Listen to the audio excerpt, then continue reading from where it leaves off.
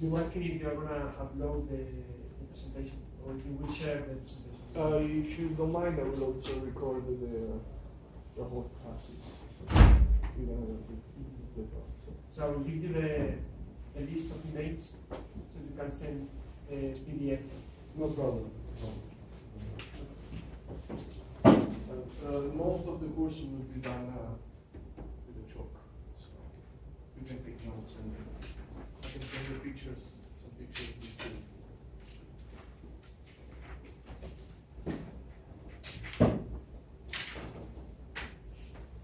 Okay, so can we start? Is anyone still outside?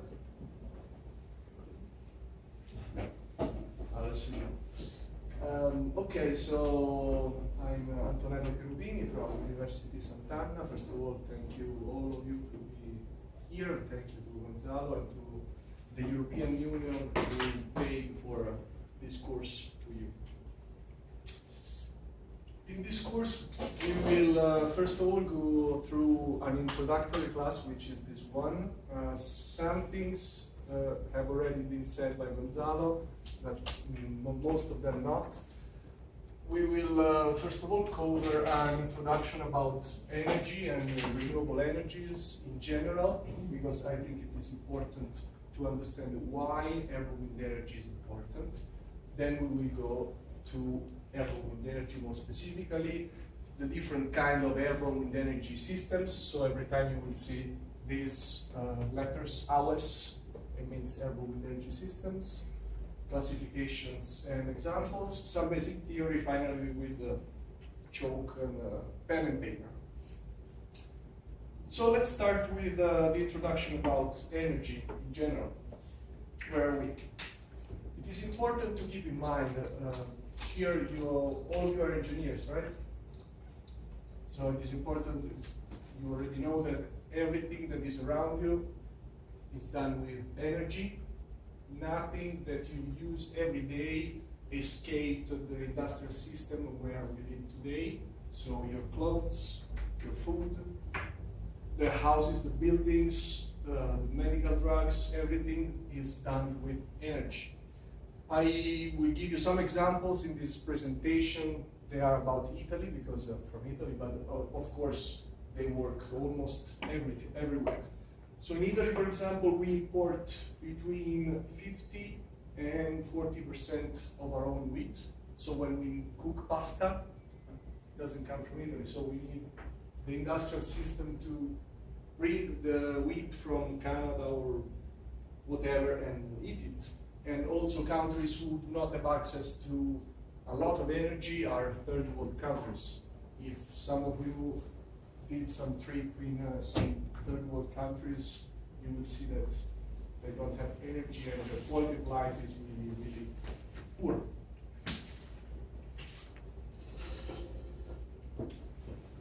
Is anyone already familiar with the concept of embodied energy? No one heard of it? But Gonzalo, yes.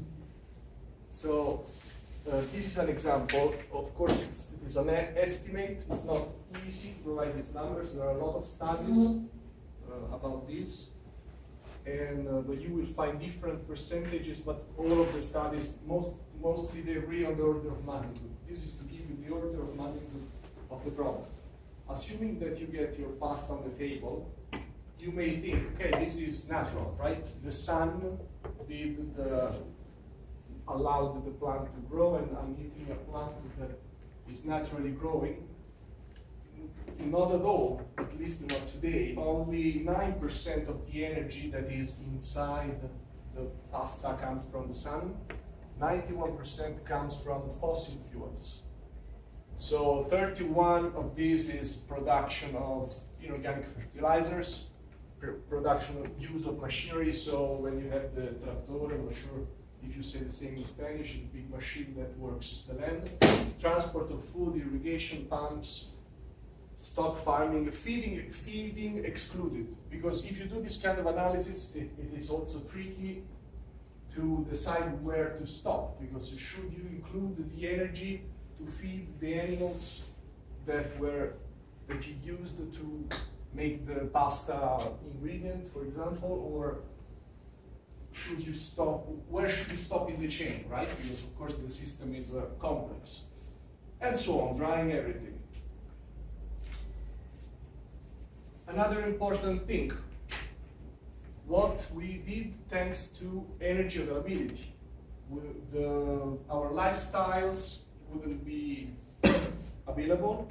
We achieved 250+% of productivity in agriculture. We built big cities. Transport, your car, when you take an escalator, an elevator, when you take the underground, when you take a plane, nothing is possible without a lot of energy. Healthcare, pensions, free time, social mobility, all of this came with the area of industrial and abundant energy. So if you take energy away from the system, you are likely to go back to slavery and old times. Population growth. This is what we did mostly in the last 150 years, and we're still growing a lot.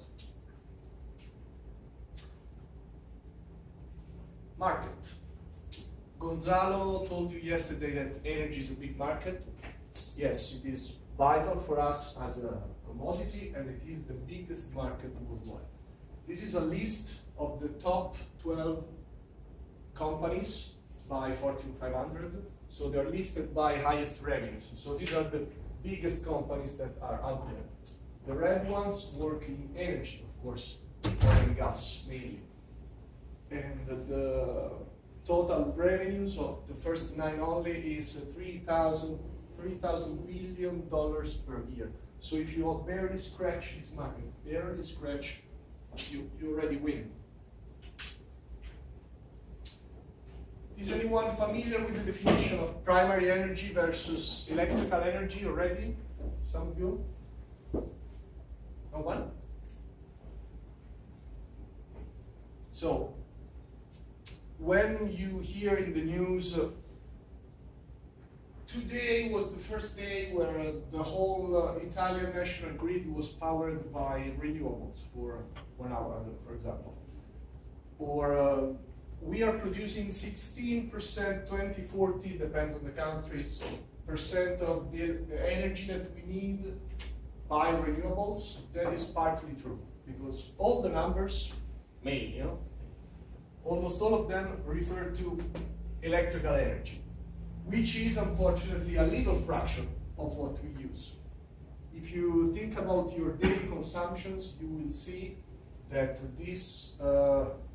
that the consumptions that you have in the form of electricity are really limited. Usually the main energy consumptions for our lives are heating, your car, your plane. If you take a plane to go to the US or to Asia, you will use the same amount of energy that you used to heat your house for months. And almost all the most important form of energy consumptions are in the form of primary energy. So petrol, gas, and also electricity. Primary is the whole power, right? And so this is what, for example, this number that I give you, 3,600 watts, is the consumption, average consumption per capita day and night, including babies and old people in Italy. So just because I'm here, it's as if I'm consuming 3,600 watts of primary energy. Electrical energy is only 16% of that. So 1/7 of the problem.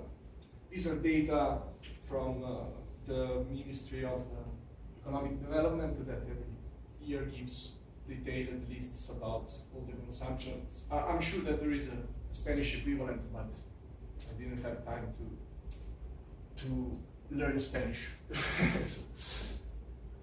How much does this, where does this energy come from? Well, this is again, these are numbers that refer to Italy in 2015. the vast majority, 80% of everything, is from natural gas and oil. All the other sources are in the small part of the pie, and if you go to solar and wind, we will come back later on why solar and wind, you will see that it is only 2%. This is a number that, and Italy is not that bad. Italy is not that bad. There are countries who have much less solar powers, much less wind turbines. Why is that? Because this is a number that takes account the fact that these plants do not work full time, so this is really the energy outcome of all the plants that are installed in Italy throughout the year, and this number as well, and this is the global consumption. So we need to do 50 times better than what we're doing now. It's not as you may think. People think, okay, renewables are coming, solar is growing, solar has achieved grid parity here and there. True, but the situation is not good.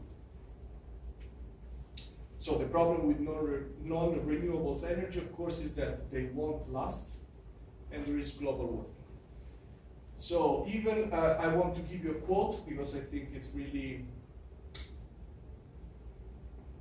gives you an idea. Even if by a magic wand we could stop all emissions overnight, the average temperature of Earth would continue to rise or stay at current levels for several hundred years.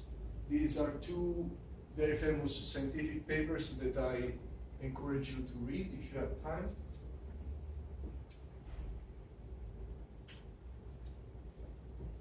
Another picture, abandoned wells, oil wells in the Gulf of Mexico, 28,000.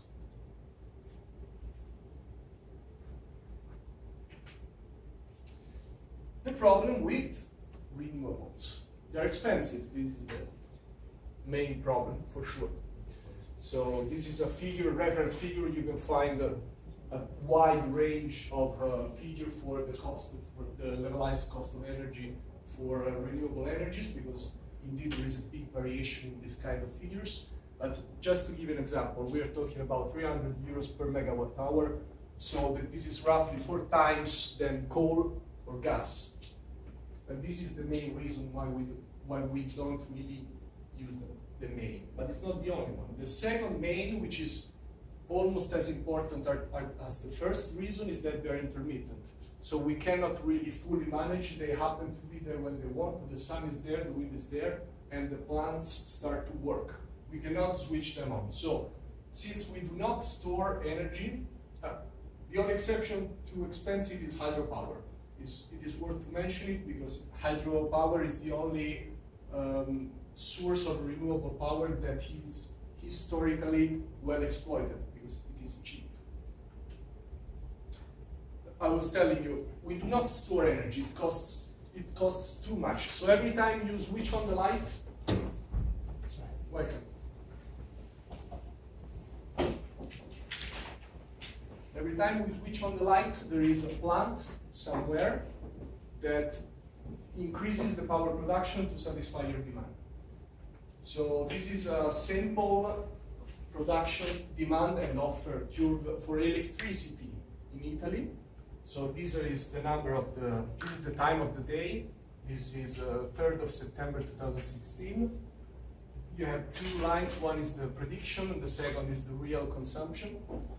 And you can see this data real time in the link below. So, why is this important? Because nowadays, mostly all the renewable plants can work when the sun or the wind is available because we allow them to have priority over other forms of energy to the grid. So we say, sun is shining, please switch off that gas plant, because switching off a gas plant is not that easy, it takes 2 hours maybe. If you want to switch off a nuclear plant, it takes you 1 week. You know, switch off a nuclear plant. Right? So the sun is shining, please try to balance the grid balance meaning meet the demand and offer to keep the frequency of the grid stable, and switch off some gas plants. Sometimes, for example, this happens in Germany or in other countries in Northern Europe, you have to switch off the renewable plants because you cannot manage the excess of power. So the only option you have the wind that is producing a lot of power. Suddenly, your grid is working with fossil fuels as well, and you have to you cannot switch off all the gas plants, for example, maybe because you already switched them off.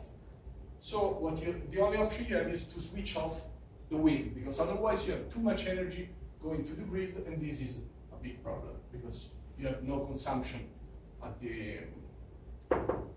plugs in the houses.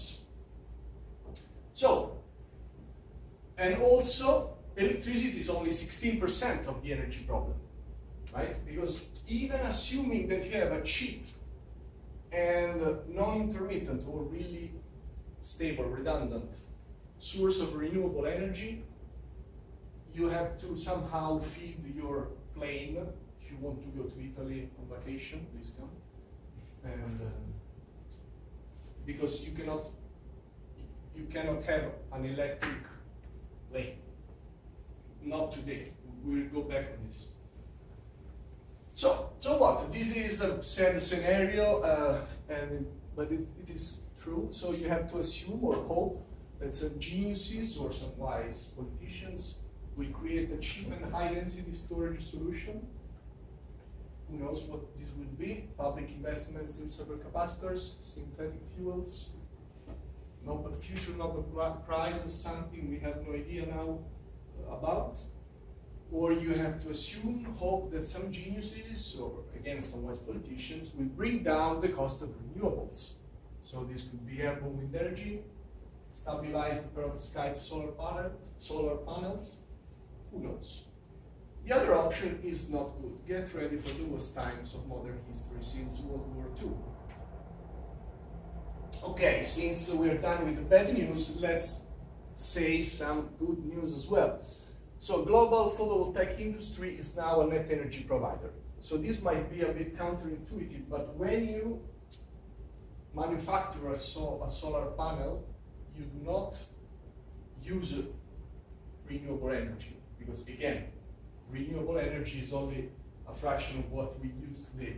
So the energy that goes in is mainly coming from fossil fuel, and it takes some years, so 2, 3, depends. It takes some years before the solar panel will have given back to the system the energy that was needed to build the solar panel. This is an important concept that is called ROI, E-R-O-I-E, energy return on energy investment. And because of this fact, the solar panel industry produces now more energy than it consumes, because all the plants that have been installed during the years started to pay back. So now the overall balance is a positive outcome, although the overall industry as an industry still has to pay back the all energy that went in. This is a chart from a paper that is very famous as well, from Mr. Benson. And if you have time, go through this as well. It's a model because you don't really know when this happens. There's no way to measure this, but it is going to be by 2020. The overall balance is going to be positive. Another good news, the laboratory efficiency of solar cell keeps growing.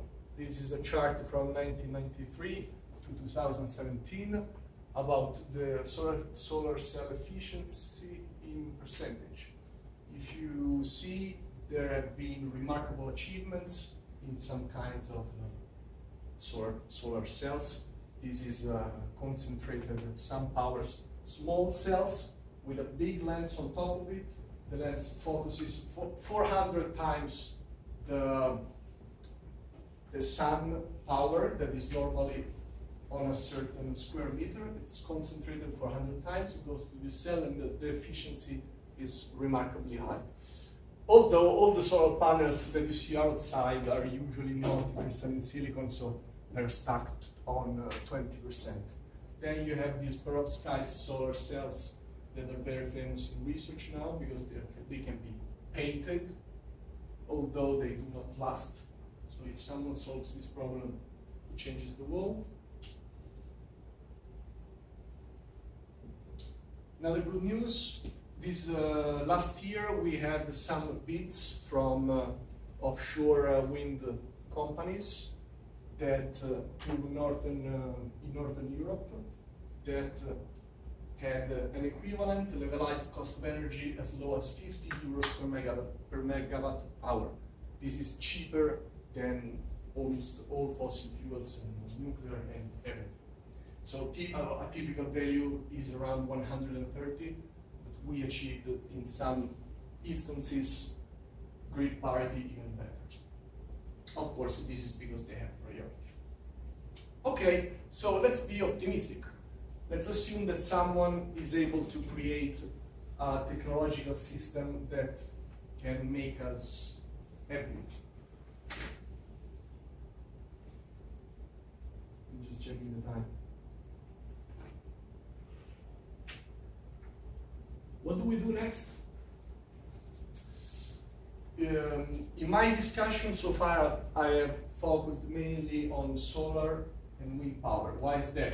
Because if you have a look to all the possible sources of renewable energies that we have today, you see that the two main potential sources, or at least those who have the highest chance to win, are solar and wind, because we consume 16 terawatts, so 16,000 gigawatts, mainly as a global human community, and the availability of wind is hundreds of times higher, the availability of sun is thousands of times higher.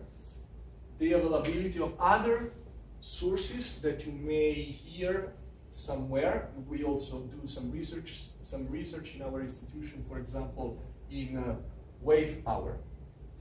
But all the other sources of energy have a fraction of that potential. So that is why people rightfully mainly focus on solar and wind. Okay, we assumed that some geniuses created a source of a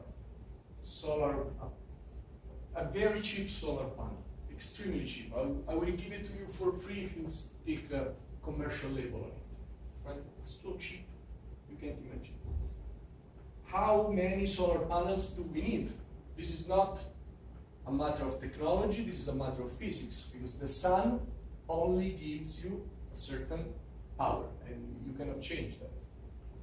So, in Italy, as a slightly pessimistic approximated computation, you get 245 square meters per capita. So each of us needs its own huge flat of solar panels. I'll tell you later why this is slightly pessimistic. So if you want to satisfy the electric demand, you need this square. I just drew a square here. Of course, it's unlikely that you will have a square somewhere. You need a square that is 45 kilometers on range, so, or I forgot.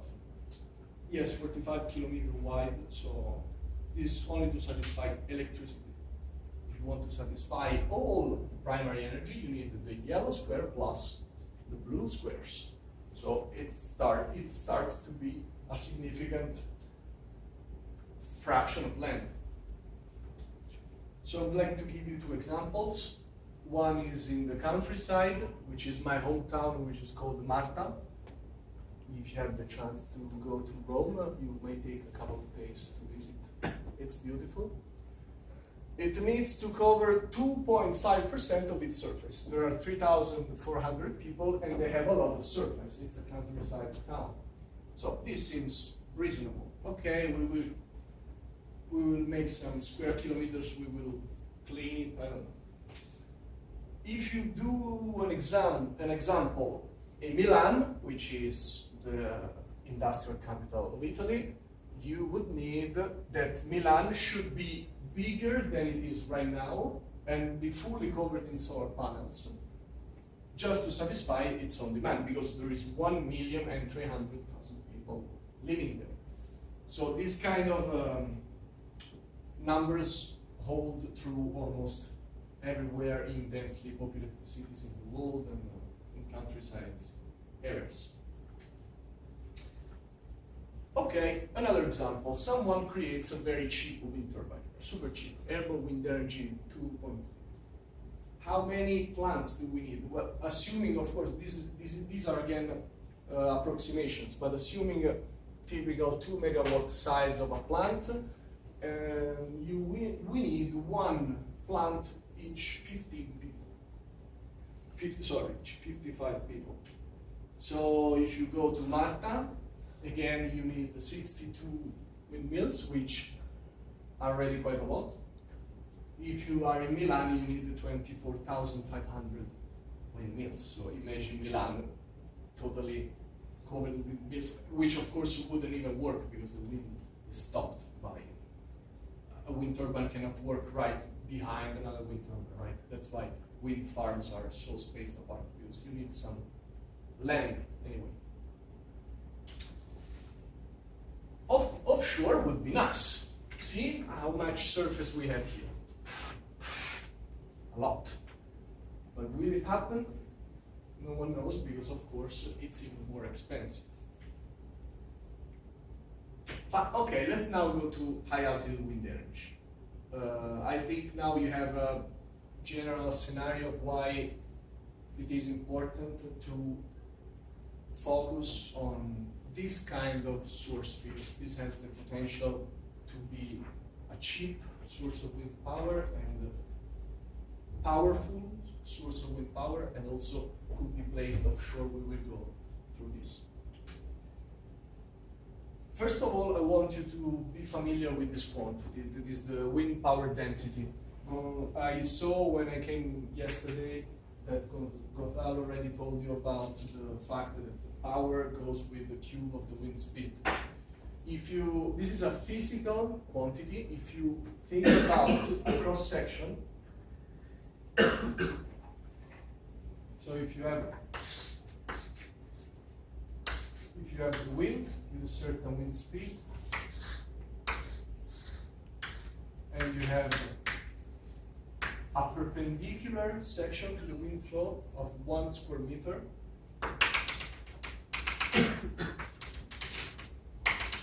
if you want to know theoretically what is the kinetic energy flow that goes through that section, you will have that 1 square meter in 1 second. You have this times 1 second, which is the absolute times 1. So if you have 1 meters per second wind, you made 1 meter. So you have this cubic meter, and in that, the kinetic energy of the mass passing through that section is 1 divided by 2 times mass times velocity square. So kinetic energy times that velocity, because you're talking about power, it gives you 1 divided by 2 times rho, which is the air density, times the velocity cubed. Not sure if I was clear, but you have to think about it a little bit before having it clear in your mind sometimes. This is the quantity that we use to measure wind power, right? I prepared this chart for you. This is the wind power density in La Coruña, northwest Spain, where you have some wind farms. And in the x-axis, you can see the wind power density. So this quantity I showed you, 1,000, 2,000, up to 6,000 watts per square meter. And here you have the altitude.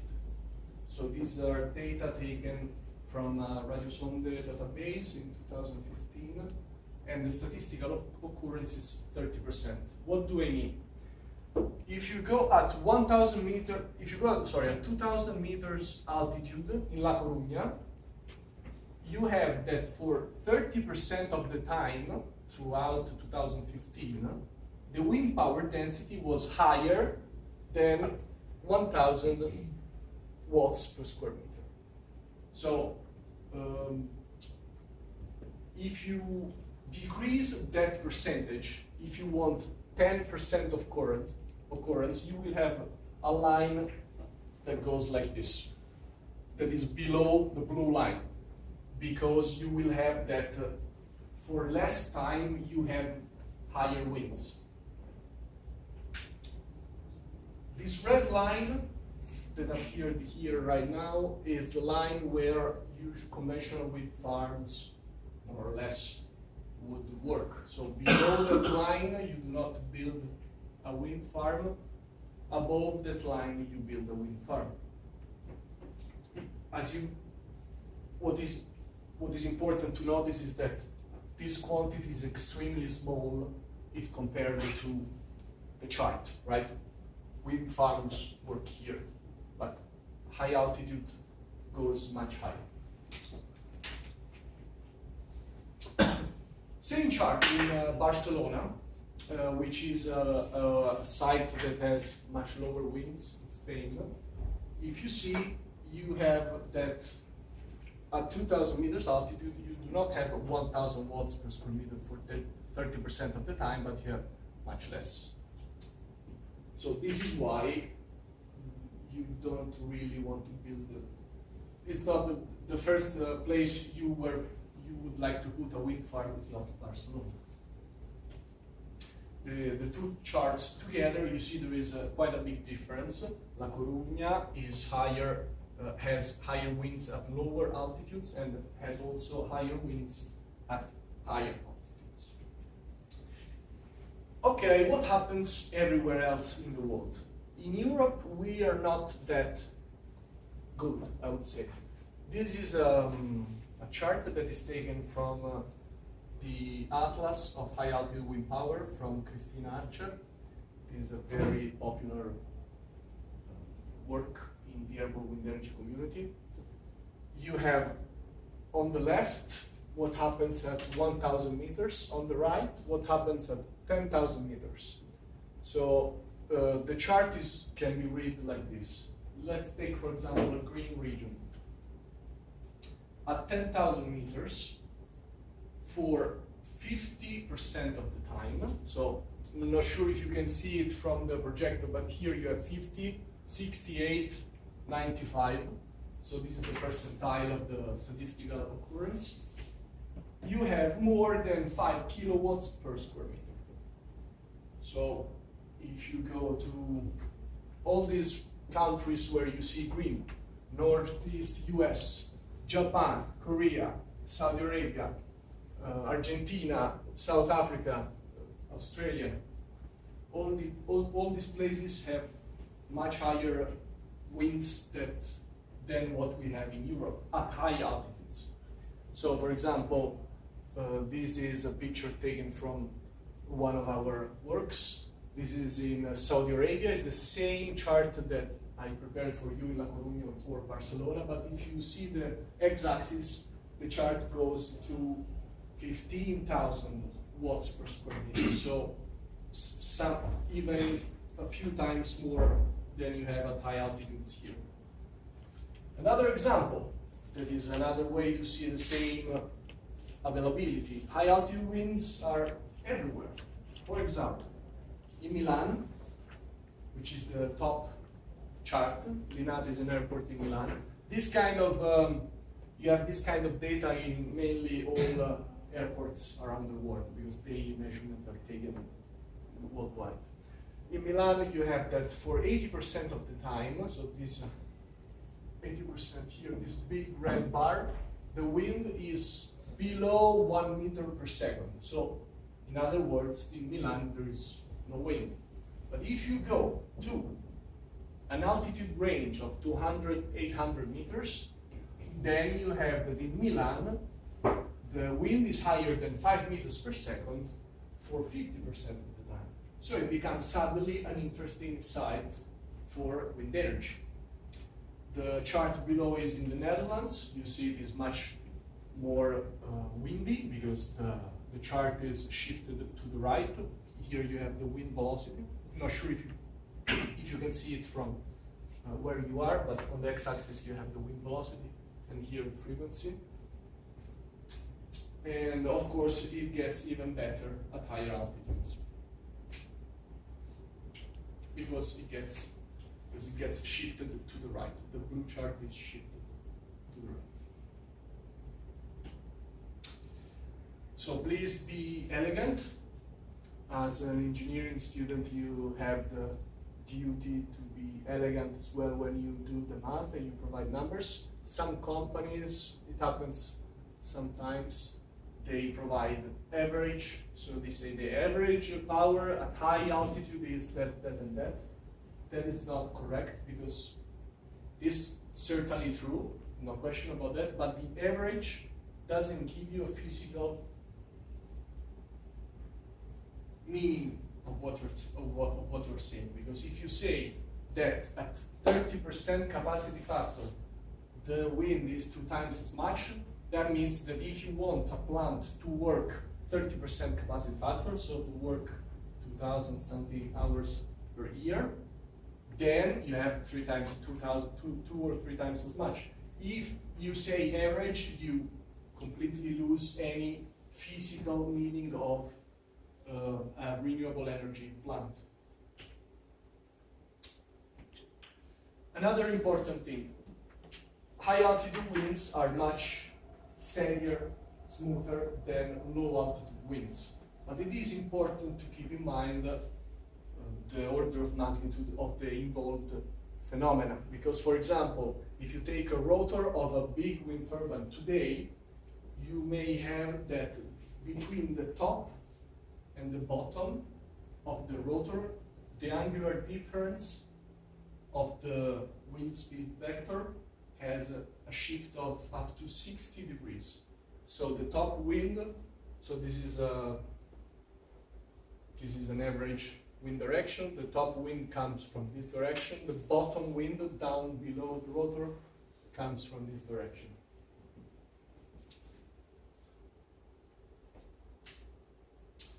This is an animation that is done in Brindisi, southern Italy. With it's a time history of what happens at different altitudes. So in the y-axis you have the altitude from 0 to 12,000 meters. In the x-axis you have the wind power density at a certain time. As I show you the video, this line will move. So a line that moves this way means that at this altitude the wind is increasing in speed and therefore in wind power density. Pay attention that I do not use this wind speed in the x-axis. I never use the wind speed because the density changes a lot. If you go at this altitude, for example, you have already half of the density of the air that you have at lower altitudes.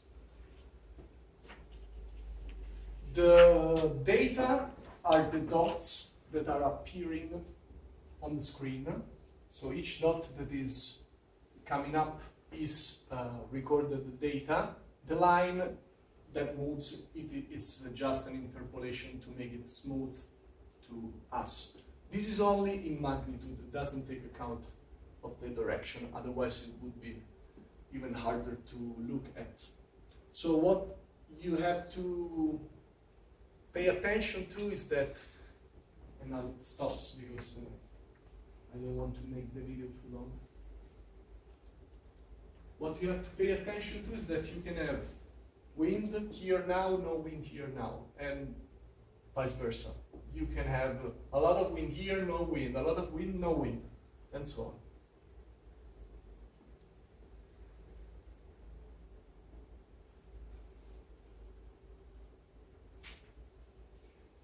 As you see, time goes quite fast. One day lasts a couple of seconds. Okay, where is airborne wind energy? Where are we? Since, as you saw, there is a big potential, a lot of big investors already came, and I'm sure that many will follow. These are some of the logos provided by Mr. Zillman at one of his speeches. And I would say that the most brave are usually the smallest, but they are not in this list.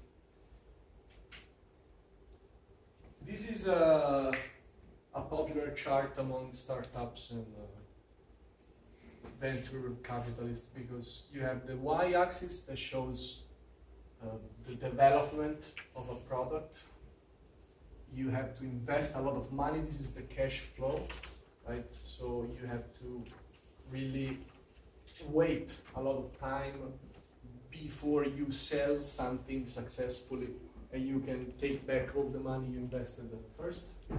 The time lapse between the initial investment and the sales is usually called the valley of death, and no airborne wind energy company successfully ever sold something. So we are still at the applied research, or as me, at basic research.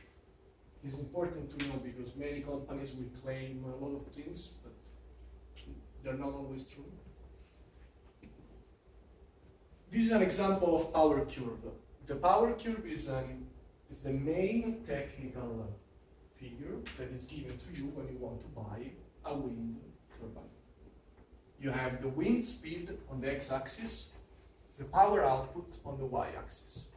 So a real power curve is like this, a scattered diagram with, for example, if you have to put an interpolation, you would have a straight line here at the nominal power output, which is in this case 400 kilowatts for this small farm. And then you have this cubic line that goes down up to somewhere between 0 and 5 meters per second, where you have the cutting speed, where the plant starts to work. What you see on the left is the only power curve that was ever published in the airborne wind energy community from one of the most important companies, Makani, funded by Google, now totally owned by Google. And this is for a small-scale prototype. So we still have a lot of work to do, also from the technical side. Another important potential advantage of airborne wind energy. Not only the winds are so much more interesting at high altitudes, but the size of these generators are foreseen to be much smaller. So this is an impression from another company, a Dutch company called Ampix Power, that I took from one of their presentations.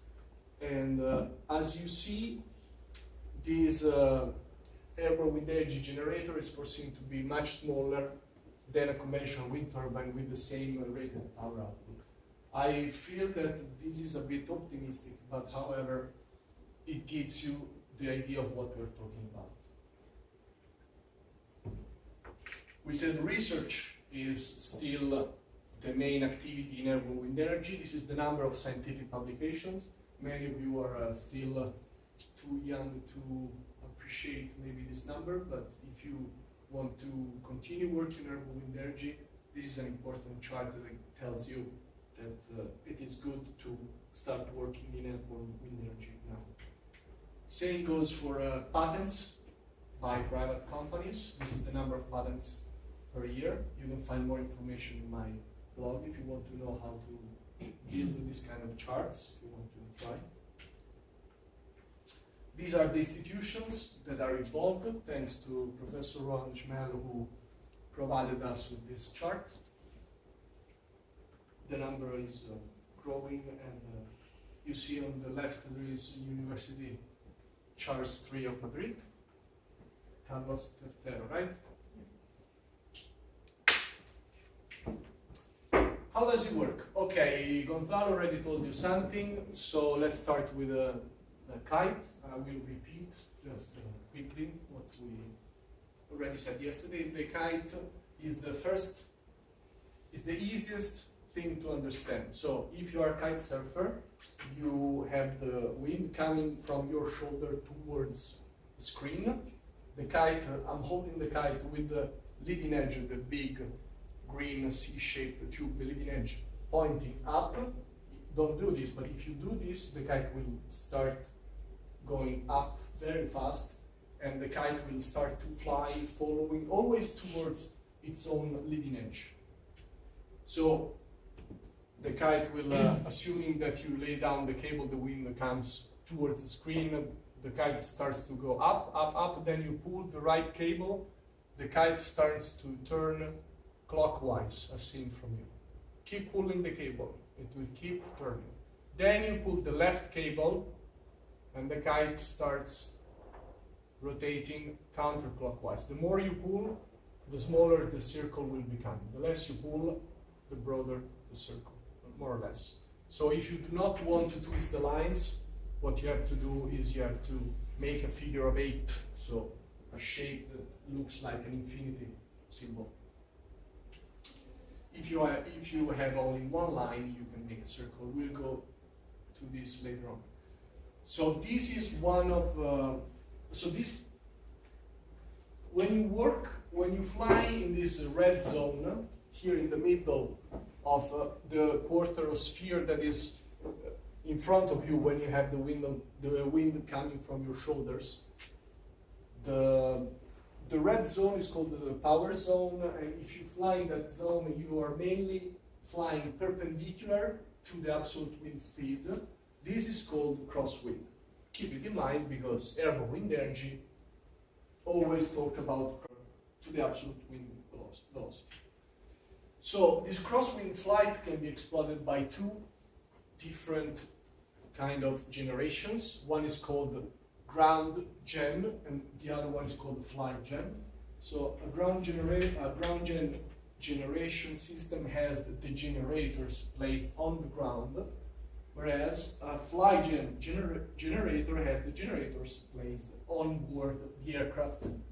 So the pumping cycle, the yo-yo cycle, is the first of these 2 modes. So it is, again, the easiest one to understand, and also it is the easiest to build, to prototype. So if you have your kite, in this case, we will use the word kite, even though we speak about sophisticated drones, because that's how historically everything came from kites, so people still call them kites. So you have the reel out phase where the cable is pulled, so the kite generates a lot of force in the power zone of the wind window. You pull the cable, you make the generator rotate, you pull a drum, so the cable is wound upon a drum. When you pull the cable, the drum rotates and the energy production starts. When you are out of cable, you have to reel back in the cable, you consume a little bit of energy, and you can start again the cycle. Is this clear to all of you?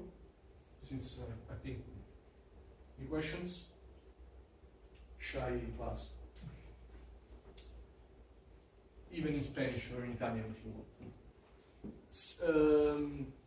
Let's go to fly gen. So this is a less intuitive because aerospace engineers usually get it quickly, but it's not that easy for the layman to get it in a couple of minutes, because in this generation mode, for example, assuming that the wind comes from the left, this generator is doing a circle mainly perpendicular to the wind speed. The wind propels the motion of this drone. So the motion is sustained by auto-rotation, and the natural, for example, one way to see the exploitation principle is to think that the natural speed of this drone is slowed down by onboard propellers. So you put onboard propellers, which are used as motors or generators, and we'll go through this. And when you use them as generators, they will stop, they will exploit the relative wind flow, and therefore they will slow down the induced motion from the absolute wind.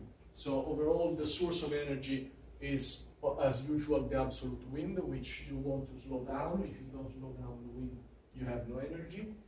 And the onboard propeller will take out the kinetic energy that the wind puts into the drone. This is an animation taken from Makani's website. So while in the ground gen kind of cycle, you have the cable doing reel out or reel in the flight gen cycle, you have that the cable is kept at a constant length.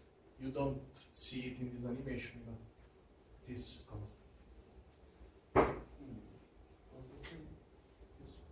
About the height, all these systems are supposed to be developed to take advantage of high wind speed at much higher altitudes. But from this prototype, the altitude is not much higher. What is the maximum altitude achieved by the prototype right now? Or we will discuss a bit about this later, but mainly the reason is that the higher you go and you have a lot of tethered drag. We go through the math about this. So it's not convenient to really go high with this kind of systems that I'm telling you now. That this is my research focus. So the optimal altitude is my research focus. Because so far all the prototypes that are out there, even though some of them reached remarkable 900 meters, all of them work at relatively low altitude. So it is still higher than a wind turbine. That's why many people still call it high altitude wind, but it's totally not high if compared to the big height we were telling about. So the optimal altitude, to answer your question, is low because the tether drag wastes a lot of energy. So if you want to go higher, you need a higher tether length, and the higher tether length, moving the tether is, you know that, I'm sure you know this, but my finger is 12 millimeter thick. It has the same drag coefficient of the wing of the Airbus that took me from Pisa to Madrid yesterday. This is because round sections are terrible, and that's why you never see hanging cables from planes, because they waste a lot of power. And this is true also for the antenna on your car. A cable is a problem. Did I answer the question? So, ground gen and flight gen. What is best? No one knows. Of course, ground gen is simpler, easier to test and develop. That's why I think this is one of the main reasons I think why people start with it. Flight gen is more complex. It can be scary at first to think about electricity being producing on the ground and then being sent through the tether, because in a flight gen system you have the electricity that goes through the tether, while the ground gen system transfer power from airborne to ground in the form of mechanical traction. In flight gen systems, you have that the energy is generated in the form of electricity straight on board the aircraft. So this might be scary because you need a relatively high, you need medium voltages. So it's capital intense. No doubt that only a few dare to go there.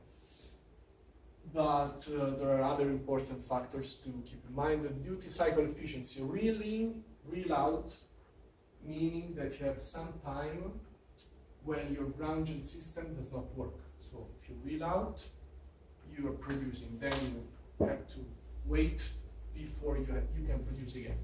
The duty cycle efficiency is definitely not negligible, while flight gen systems will just keep working as long as the wind blows. Another side effect of flight gen and ground gen, and maybe both of them actually, and no one really knows the impact of gravity, because it's too early, there is no experimental validation there hasn't been a series of tests at different weights. For example, if you make a heavier plane, what happens if you make it heavier a little bit? How does it change? It will take decades. So gravity affects both of them in a negative way, of course, but ground gen, if you do the math as a first approximation, gravity affects the power output and the continuum wind speed in ground gen. Because, why? Because if you have if you're exploiting the tether tension, if you have mass, airborne mass, the tether tension is lower immediately, just because you are using part of the lift to lift that mass. The tether tension the mechanical equilibrium is so that the tether tension is lower, right? This means that you have less power because you're using, the traction force is your transmission means. If you lower that, you lower the power straight away. In flygen, as first approximation, you will see that it doesn't matter if you have less tether tension, because what matters is that you keep the same relative speed and you are able to balance the potential gravity energy throughout the cycle. So you can afford that kind of side effect. Of course, both of them will have a higher cut-in wind speed, so they will not work at lower wind speeds. And this is, there are some rumors that this is one of the one of the main problems of flygen systems. But still, no one really knows what will be the winner, if any. Finally, takeoff. I think this is the major advantage of flygen, because all the concepts you saw, for example, yesterday Gonzalo showed you his beautiful kite. That kind, as many others, needs someone to lift it up. Someone attempted to build some automated system to lift the kite, but there is no record. We will go through some examples. There is no record of someone really achieving an autonomous, reliable takeoff system if you don't put some kind of motors on the ground gen drones. We will see a lot of people doing ground gen, however, they put motors. Why? Because otherwise they do not take off. Yes, they take off, but it takes people, it's not reliable. You will never sell that, right? Or maybe you can sell it in very specific cases, but it's hard to think that you can sell it worldwide to make a difference in the energy scenario. So, okay, before going through the state of the art, what's the time? Shall we make a small break and then we go through the math? Huh? Okay, break.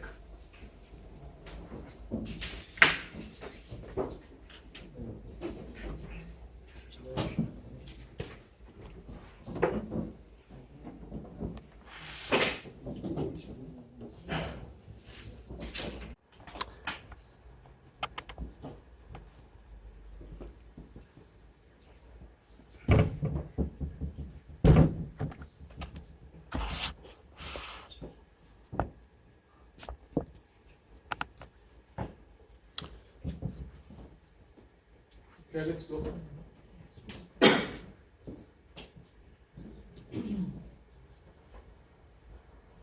So, what we want to do now is to start looking at the basic models to compute the power rating. So, if you imagine that you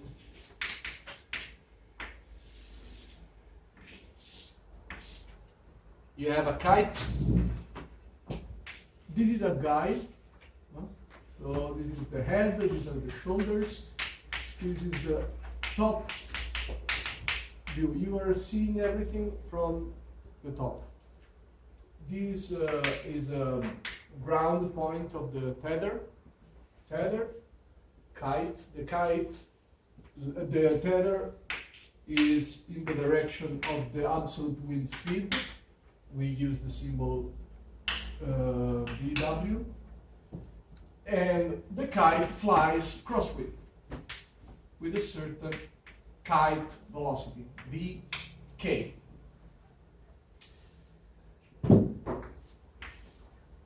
Sorry, title, this is ground jet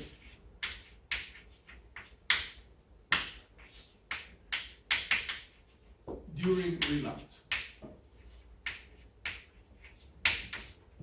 So we want to do the power assessment of ground generator during relapse, an approximation, just to have an understanding of the physics that is behind this phenomenon. So, what we want to do is want to look at what's happening to the kite. So we zoom in, we draw the kite. The kite is subjected to the tether force, T,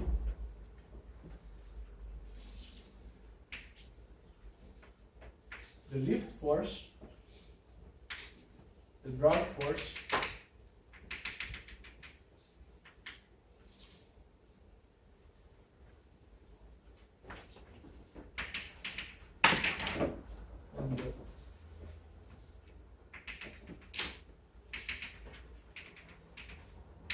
and this in the middle is the sum of the lift, the vector sum of the lift and drag forces.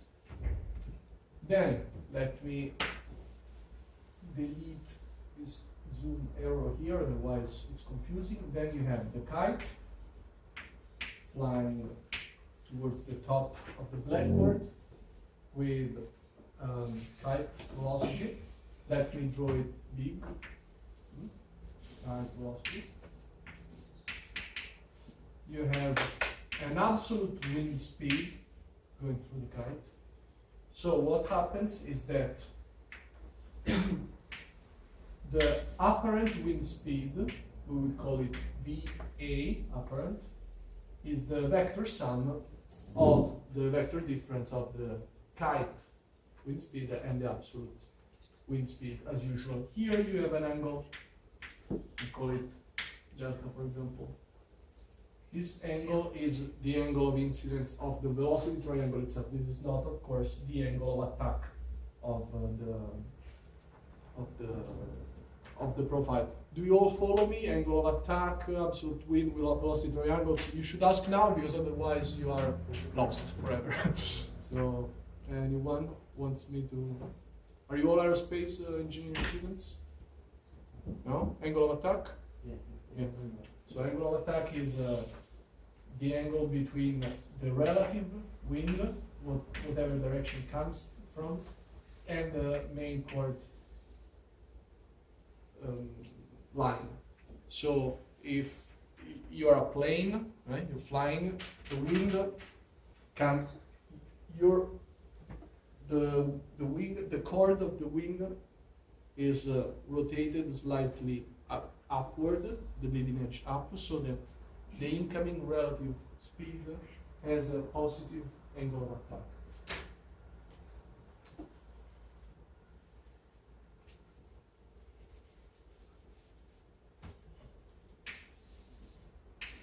Anyway, the angle of attack is not the definition that you need right now.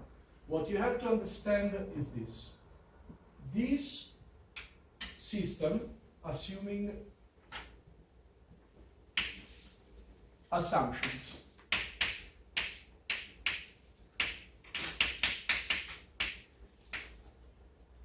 So, first is steady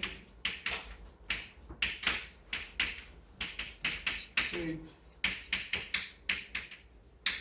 flight. Are you all familiar with the definition of steady state? This means that all the derivatives of the phenomena are zero. This means that the velocity of the kite is constant. This is a model. It doesn't happen in reality. We are assuming that this kite has no accelerations, so it is flying a constant speed up, even though the tether will, of course, constrain it to a circular motion around the ground point. But for the moment, since the tether length is usually fairly long, we'll focus on the steady state flight in the middle of the wing window. So the wind aligned with the tether, and the kite as if it could go infinitely, as if it could continue to fly perpendicularly to the wind infinitely. Second, no gravity. This is big,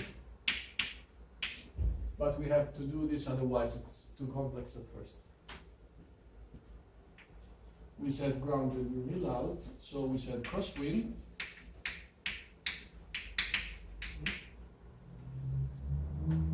And we will add another hypothesis later on. So,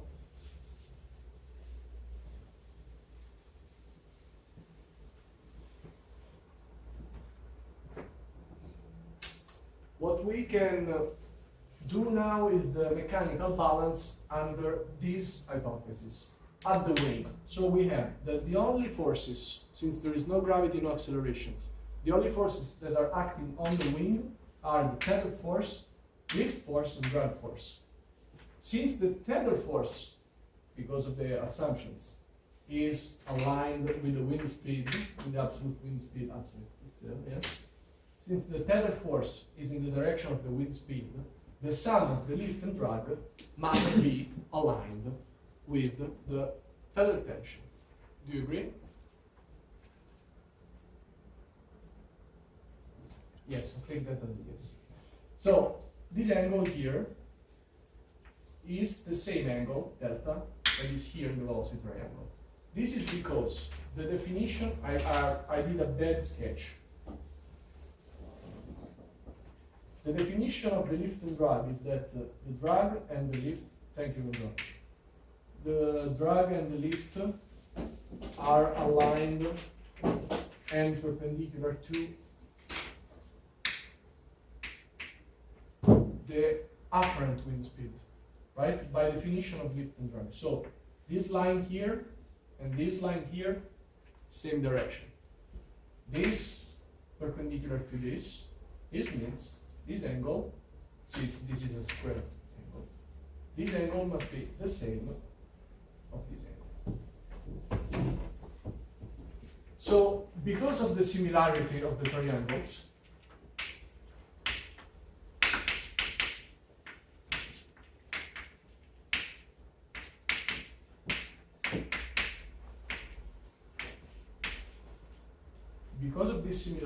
what you can write is the velocity of the kite divided by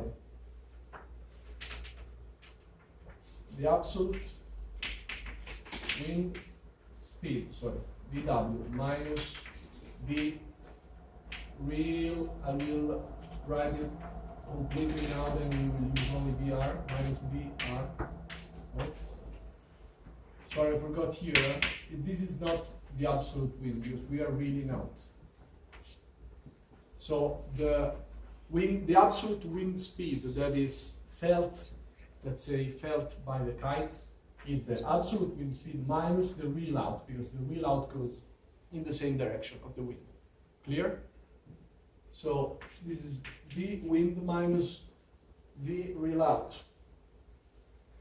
So we said, let's go back to the consequence of the similarity of these two triangles, is that the ratio between these two speed vectors is L over D. L over D is the important aerodynamic parameter known as aerodynamic efficiency.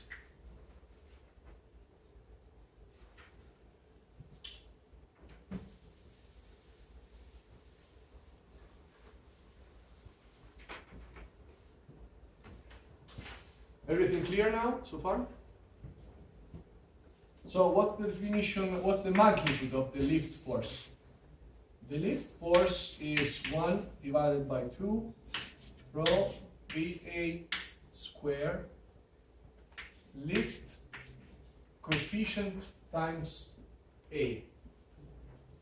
Is anyone, do you all know this definition of lift coefficient? This is tautological, this is redundant. The lift coefficient is defined as the lift force divided by the dynamic pressure and the area. So we will assume in this discussion that this lift coefficient is constant throughout the flight, because we assume that steady state flight and so on, so that those angles are fixed, the geometry is fixed, everything is steady state. Drag force, 1 divided by 2 times rho times apparent wind speed square, drag force times A.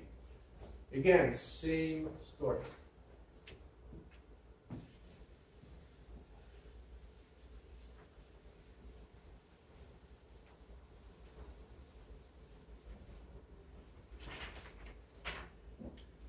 Power.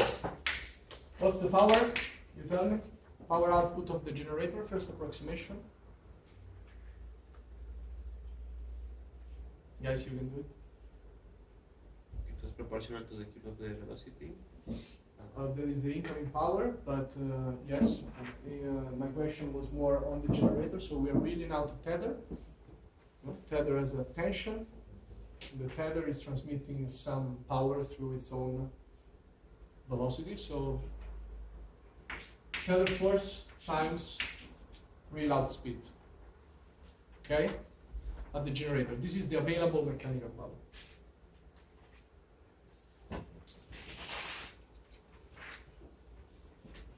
The tether force, we said that is the vector sum of the lift force and the drag force. What I want to do now is make an additional hypothesis. I will draw a dot here, hypothesis. I want to say, assume that we have high lift to drag ratio. Okay, let's assume that we are achieving a good aerodynamic efficiency of the system. So what happens is, in this case, is that the tether tension is L squared times P squared, and if we use the assumption, we get that tension is roughly equal to the lift force. Do you agree? Yes? Yes! Oh, yes.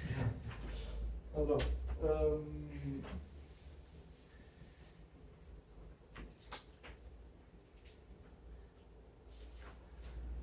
so, power becomes 1 divided by 2, roughly equal to 1 divided by 2 times rho times dA squared, lift coefficient times A times the real out.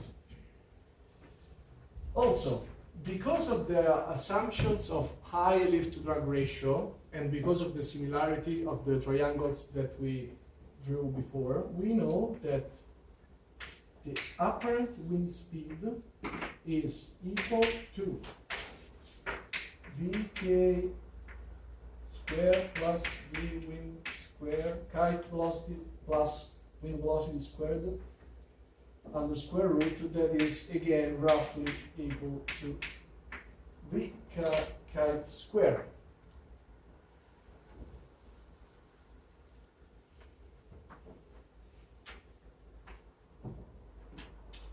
So, since Vk is now equal to L over D times V wind minus V real, this is the other way around of the formula that we wrote before, so this is the similarity of the triangles.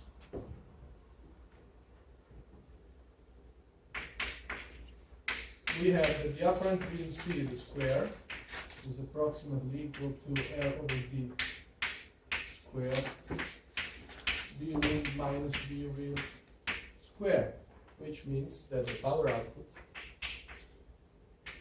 is approximated as 1 divided by rho L over D square V wind minus V real square CL lift coefficient, area of the kite. A is the area of the kite, of course.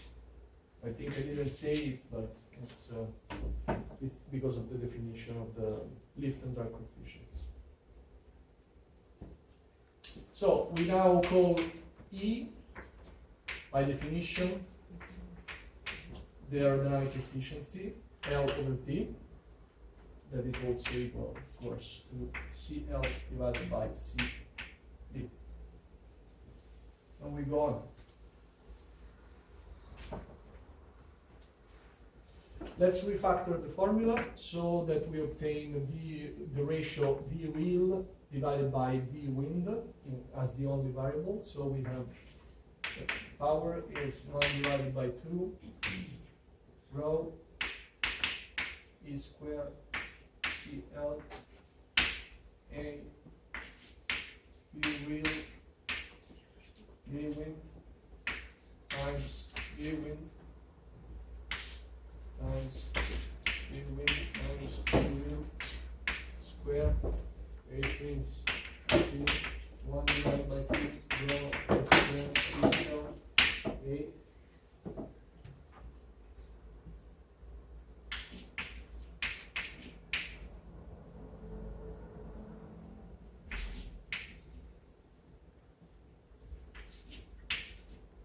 I take out velocity of the wind squared from the parentheses, and I get 1 minus, sorry, VR minus V wind square.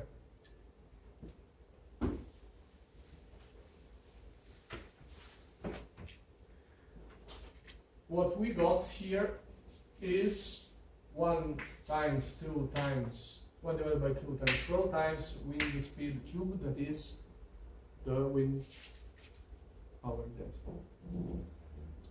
So power is equal to 1 divided by 2 times rho times wind speed cubed times E square CL A dr d wind 1 minus dr d wind square.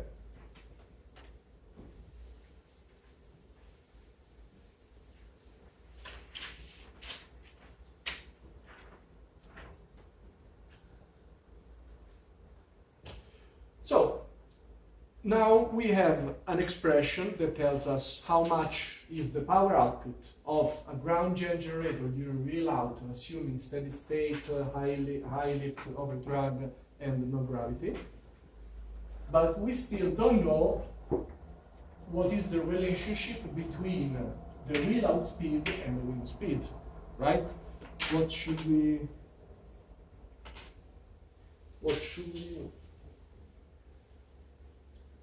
how do we choose that? So we do a very simple optimization. We say the derivative of the power with respect of the ratio V real V wind is equal to 0. So we write the following expression of the derivative, which is 1 divided by 2 times rho times V wind cube E square CL A. That becomes, this is a product, so the derivative of the first is 1 times the derivative of that times the second, not right.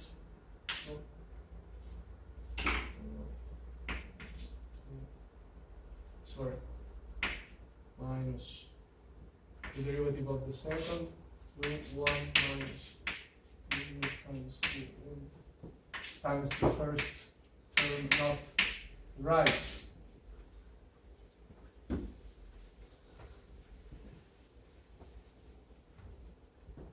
So I will do this just not to repeat all these factors that are the same. We get 1 minus V real times V wind times 1 minus VR times V wind minus 2 VR. So minus 1 minus 2 makes 3. So 1 minus VR V wind. 1 minus 3 PR divided by V wind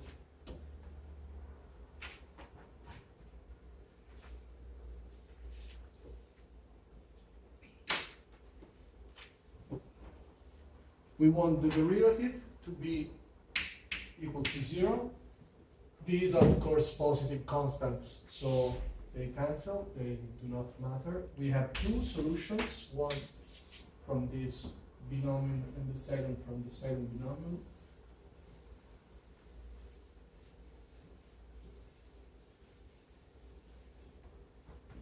So solution 1 is V without speed equal to absolute wind speed. This is a solution for the derivative to being 0. However, of course, this is not interesting because this means that the power in solution 1 is 0. Solution 2, which is the solution we were looking for, is that VR equal to 1/3 V wind. Right? In this case, we have that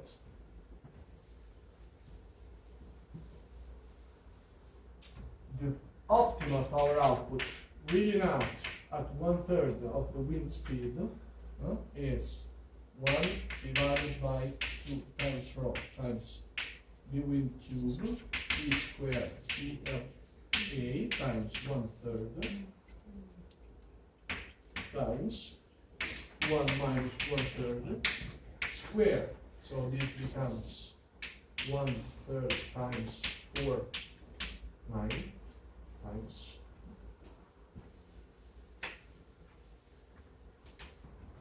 And this means that the optimal power output is 1 divided by 2 times rho V wind cube E squared CLA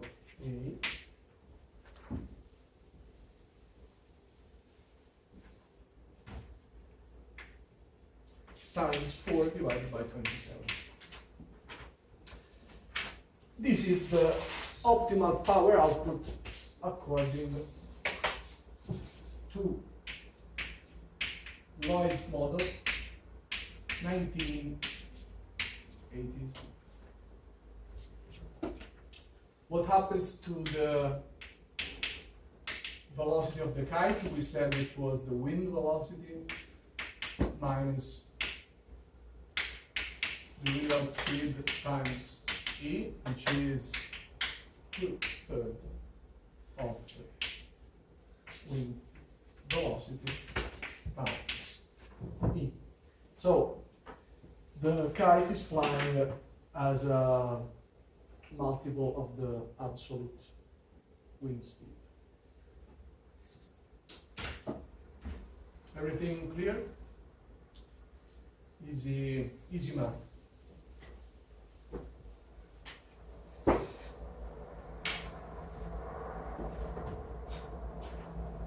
Okay, so now what we want to do is to start over, but we change.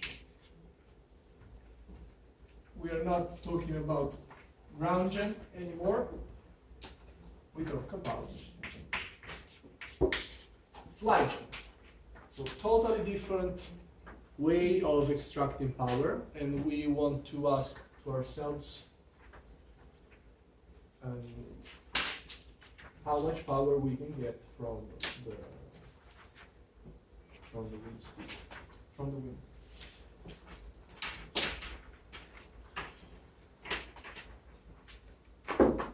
So, top view, ground point, tether, kite, same as before. The only difference is that now we have a small rotor on top of it. Again, force balance, added tension,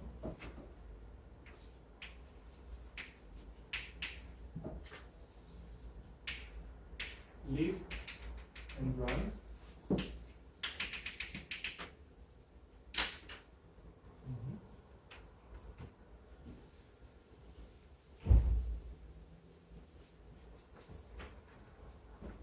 This time there is no reel out, because in the flight gen we do not reel out anymore. So again we have steady state flight.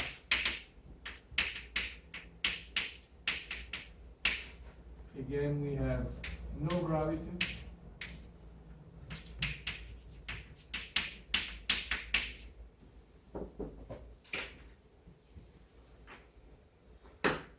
Again we have crosswind. This time we do not reel out.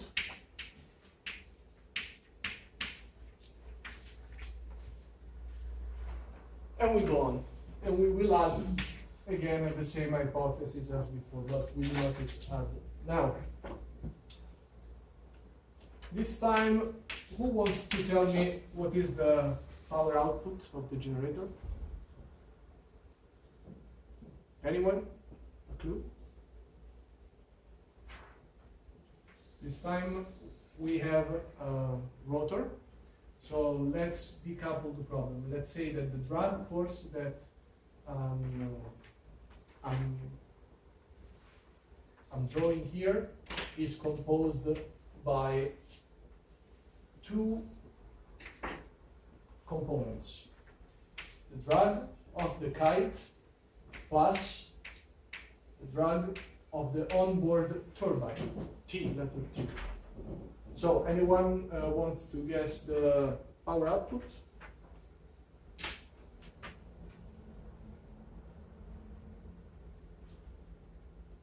Not yet.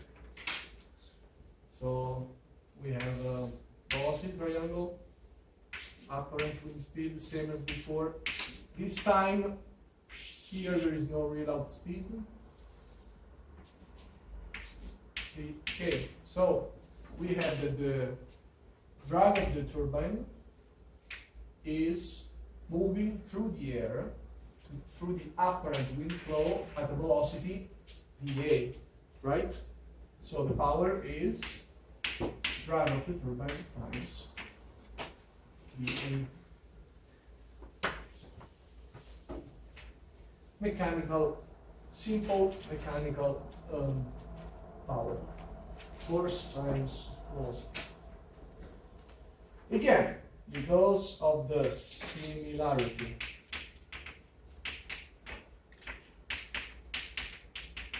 of the triangles,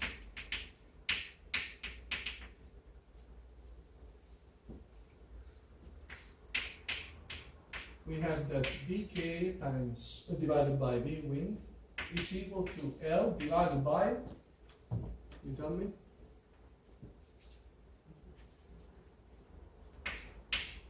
dk plus dt. So the two components of the drag, the kite drag and the turbine drag. Definition of dt, we again assume a redundant definition through the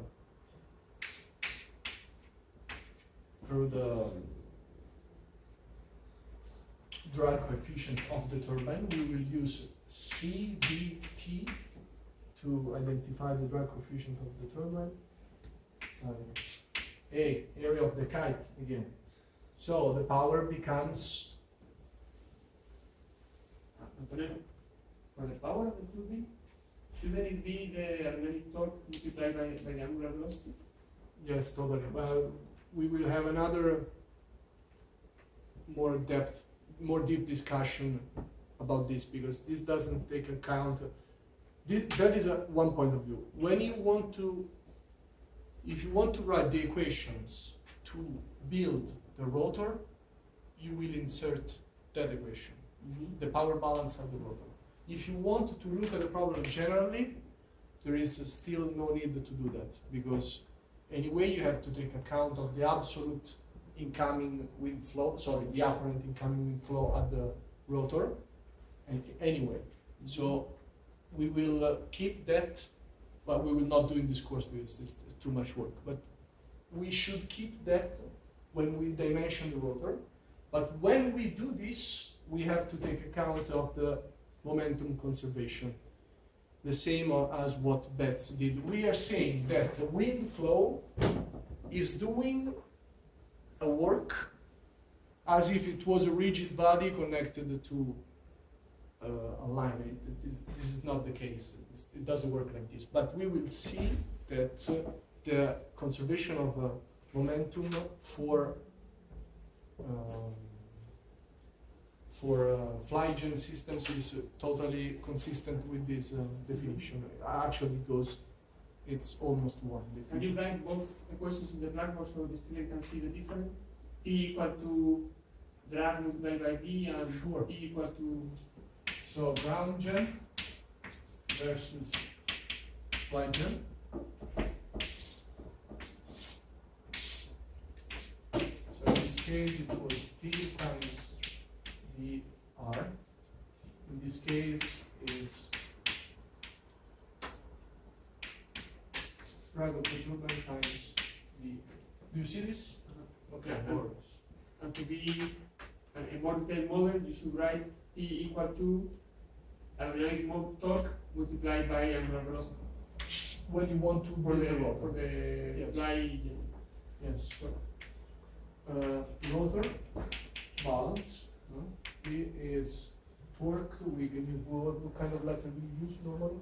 M M minus times the angular velocity omega. omega.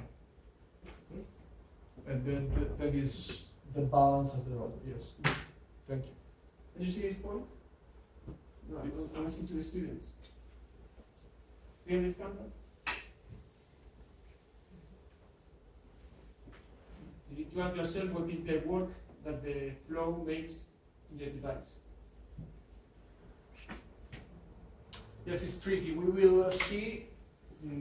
Hopefully tomorrow or the day after tomorrow, we will go through what Betts did for a conventional wind turbine, where the Betts limit comes from, because you cannot write that the flow is drag force times the power times the velocity like this. It's inelegant. It's also not a a main principle. What kind of principle are you applying? You have to apply momentum conservation to the flow. You have to model the flow. Then it will come out that what we wrote is substantially correct. So for the moment, just trust this. Okay? Yes?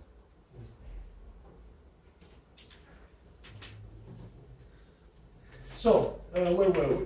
Power is 1 divided by 2 times rho times v kite cube, right? Because it was, sorry, I skipped.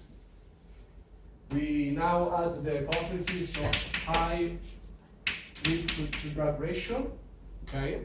So same of what we did before, we have that the apparent wind speed is roughly equal to the kite wind speed, and that the power output is 1 divided by 2 times rho times vk cube, right? Because it was vk squared cv2 times a. It was the drag of the turbine, so vk squared times the kite velocity, so it becomes vk cube. Again, you see that the cube of the wind speed comes out naturally from the physics. Okay.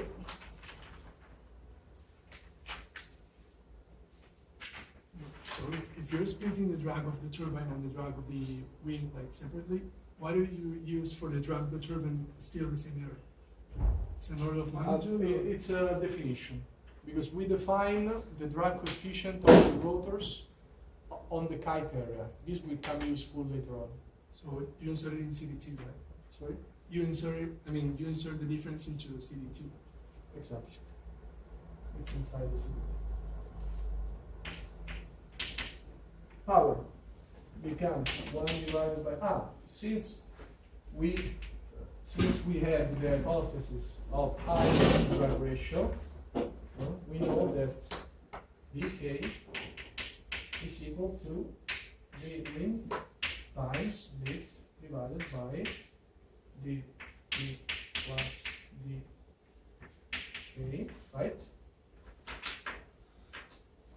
And then we have that the power is 1 divided by 2 times rho times v wind cube times lift times dt plus dk cube, careful, cdt times a.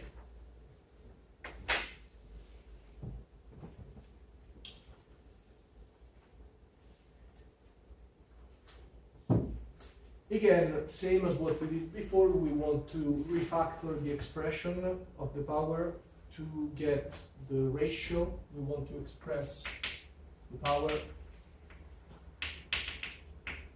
as a function of the ratio CdT divided by CdK, because in the ground gen, what we did not know was the real outspeed. We want to say, okay, how do I choose the real outspeed so that I have a maximum power output? In fly gen, we say, how do I choose the drag of these turbines? Because these rotors, you can design them as you wish. You can make them big, small, high torque, small torque, heavy, light, whatever. So, but let's now choose the first most important parameter, the drag of the turbine with respect of the drag of the kite.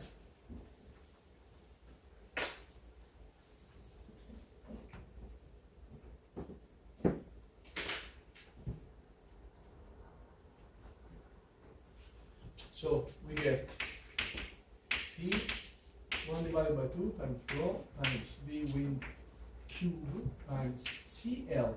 So I changed the ratio L over D with the lift and drag coefficients because they can simplify, of course. So instead of lift cube, we have CL cube. Instead of drag of the turbine divided by drag of the kite, we have the drag coefficients plus 1 times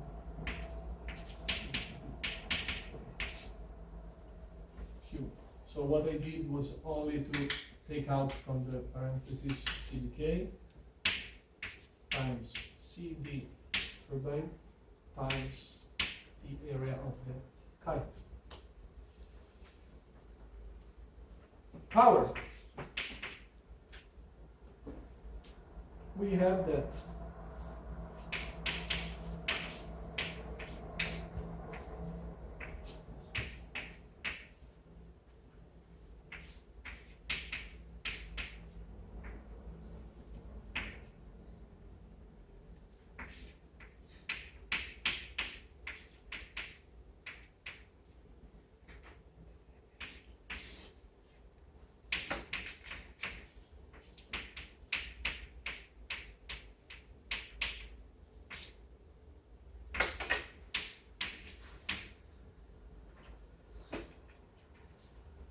so we just moved all these numbers so to have them in a more convenient form.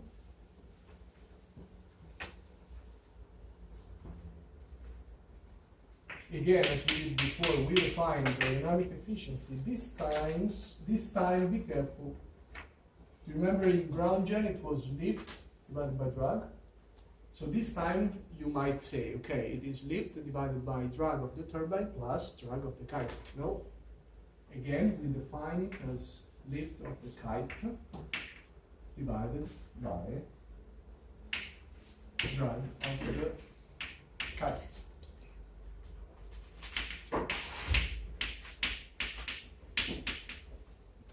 Okay. So, warning. No CD turbine here is important.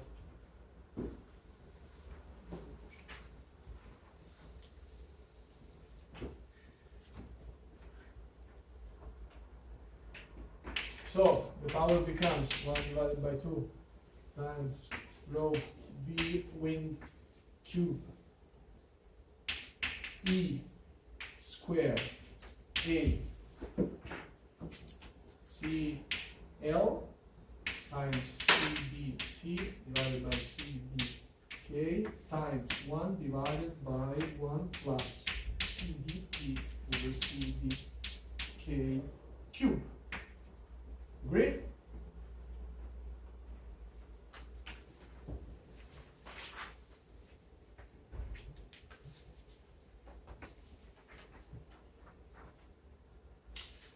So, same as what we did before, we want to maximize this expression, so we say that the simple derivative of the power expression with respect to the ratio CdT over CdK, drag of the turbine divided by drag of the kite, is equal to 0. So same as what we did before.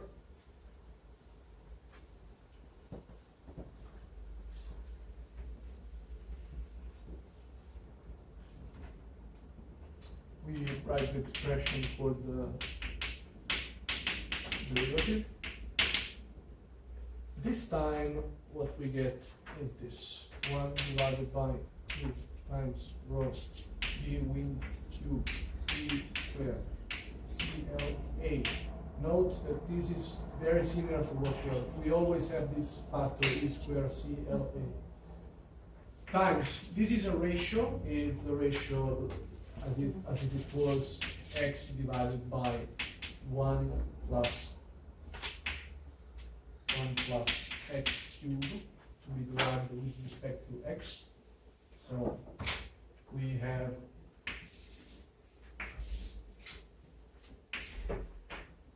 that the denominator 1 plus CdT divided by CdK to the square of the middle to the power of 6.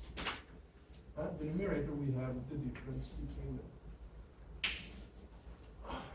The derivative of the first times the second one not derived minus this time is minus 3 times 1 plus CdT divided by CdK times CdT divided by CdK. Sorry, this parenthesis here is squared. No? I forgot it. It is squared. Okay. So we go on. We have that the derivative is equal to 1 divided by 2 times rho times b wind cube e squared CL A. Since this expression is equated to 0, we neglect the denominator, and we also can neglect this. So the only expression that we can pay attention to is 1 plus CdT divided by CdK squared times 1 plus CdT times CdK minus 3 CdT divided by CdK. So again, the only expression that we want to equate to 0 is 1 plus CdT CdK times 1 minus 2 CdT divided by CdK. Okay? And this is squared. Right?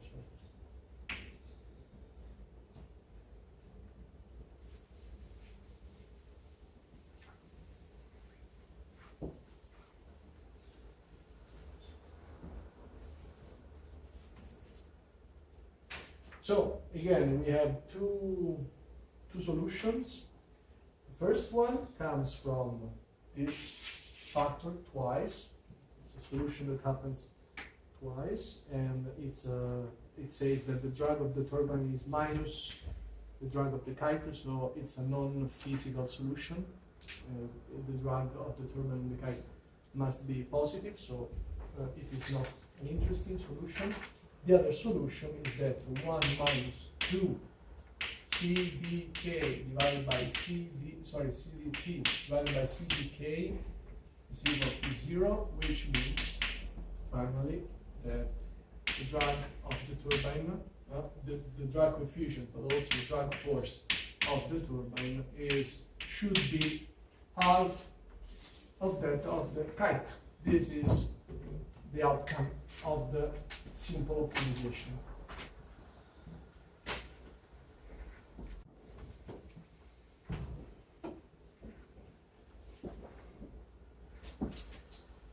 The power, the optimal power, becomes 1 divided by 2 times rho times b squared 2 b squared 0 a times 1 divided by 2 times 1 divided by 3 divided by 2 cube, which guess what we have.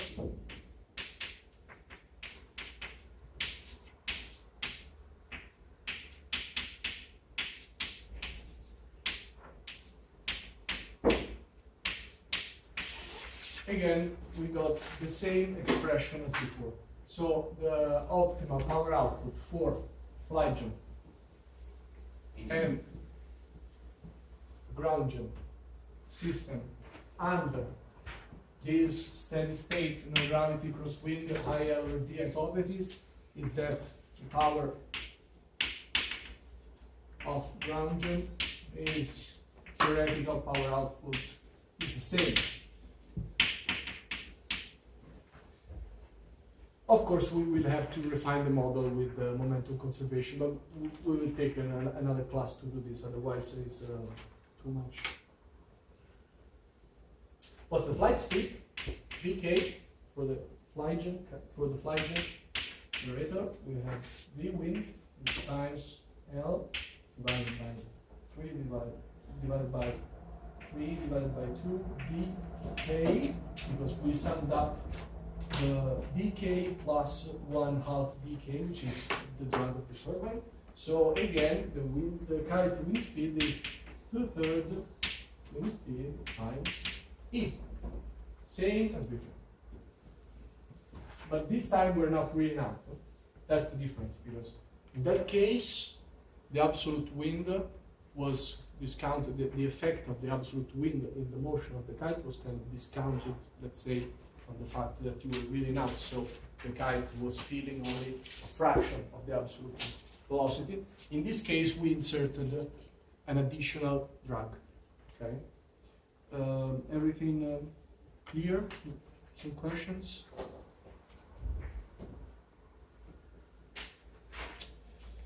How accurate is this model? Well, not at all. There is a steady state, there is no gravity. Crosswind. There is high L over D, which is reasonable to a certain extent.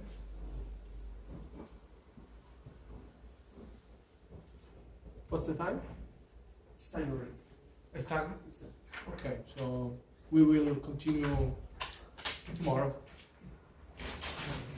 Thank you.